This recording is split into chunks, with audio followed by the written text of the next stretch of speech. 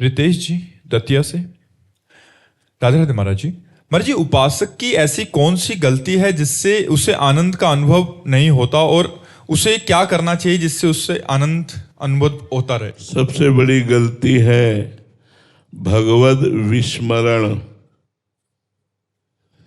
सब गलतियों का मूल है भगवान को भूल जाना।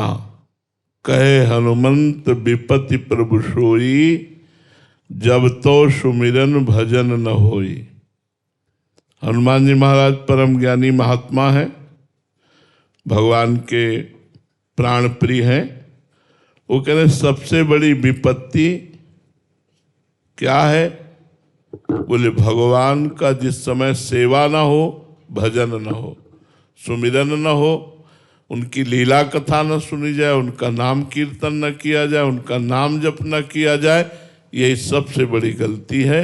इसी गलती के कारण काम क्रोध मोह मद मत्सर लोभ आदि ये हमारे ऊपर आक्रमण करते हैं और हमसे गलतियां बढ़ती ही चली जाती हैं।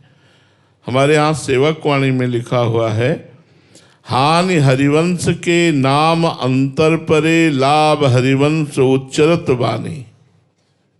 हानि क्या है सबसे बड़ी? बोले नाम छूट गया। लाभ क्या है सबसे बड़ा? बोले नाम चल रहा है।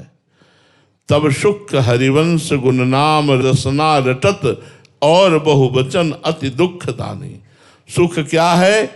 बोले प्रभु की चर्चा कर रहे हैं, प्रभु की चर्चा सुन रहे हैं, संत समागम में है। दुख क्या? बोले संसार की चर्चा कर रहे हैं, निंदा स्तुति कर रहे हैं, पाप क्रिया करने वालों का संग कर रहे हैं।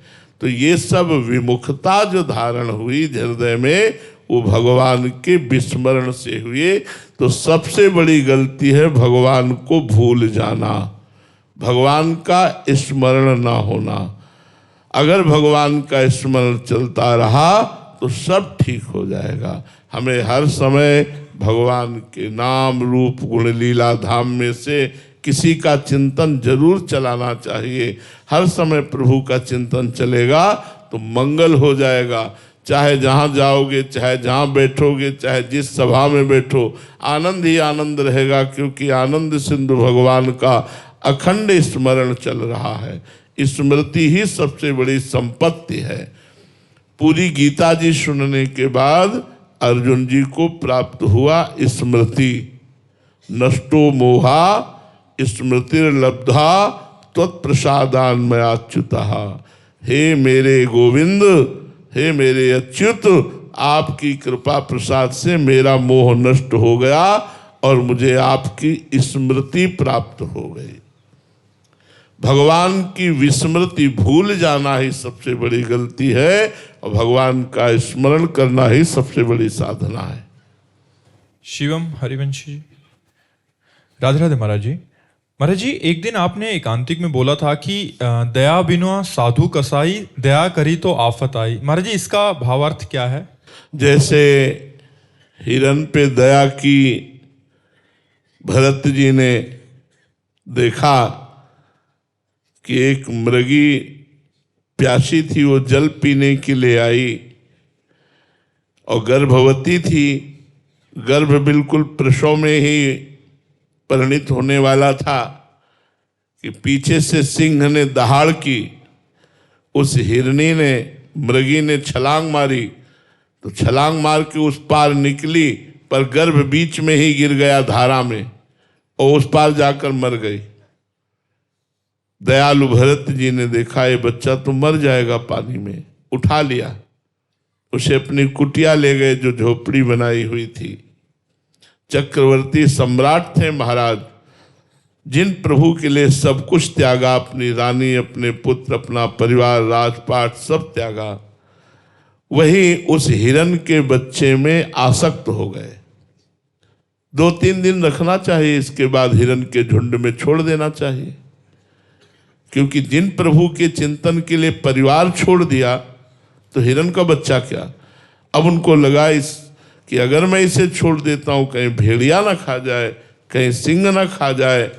ऐसी भावना से युक्त होकर के वो हिरण को सदैव अपने पास रखने लगे, अपने कांधे पे चढ़ा के गंडकी नदी जाना, अपने कांधे पे चढ़ा के, यहाँ तक कि भगवान का विस्मरण हो गया। भागवत उठा के पढ़ लो, भगवान का विस्मरण हो गया और हिरण की स्मृति, प्यार, दुलार, आसक्ति में इतना तन्मय हो गए कि अंतिम समय शरीर छूटा हिरण का चिंतन करते हुए, तो अगला जन्म उनको हिरण का प्राप्त हुआ।